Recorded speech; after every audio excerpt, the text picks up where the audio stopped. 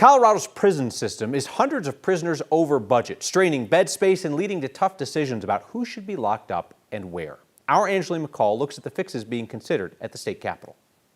Colorado prisons are almost at capacity.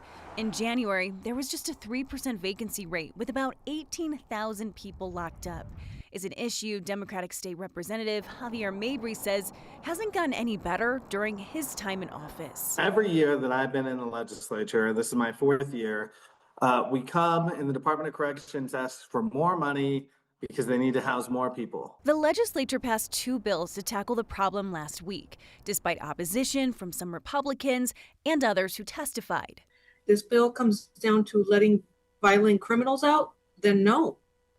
Stop releasing criminals and build more prisons. The first allows youthful offenders to receive parole from the State Board of Parole if inmates who are younger than 21 when they committed the crime complete a specialized program. Senate Bill 26158 is about, as my co-prime has indicated, it's about fairness, accountability, and second chances.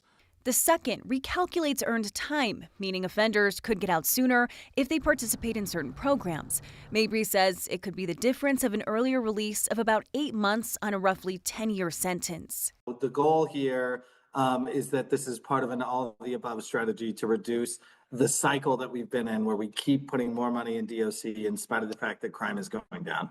Mabry says these measures will help, but won't cure a problem they've been talking about for years. I would say that these bills are modest and they're not transformative. We could do much, much more to make sure that we're taking a harder look at overcrowding in our prisons.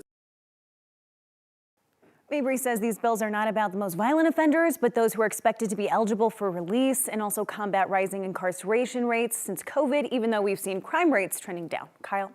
So as we often say, Angeline, right, the split at the Capitol is not so much Democrats versus Republicans because there just aren't that many Republicans up there. So it's kind of like centrist Democrats and typically Governor Polis and then progressive Democrats. Where is he on what they're talking about? Yeah, something that he proposed was actually opening 2 additional prisons earlier this year. We know that there are over 600 inmates that are currently in the system, and they don't get the funds for those people, right? They didn't account for it in the budget, and so they're really at a cornerstone here.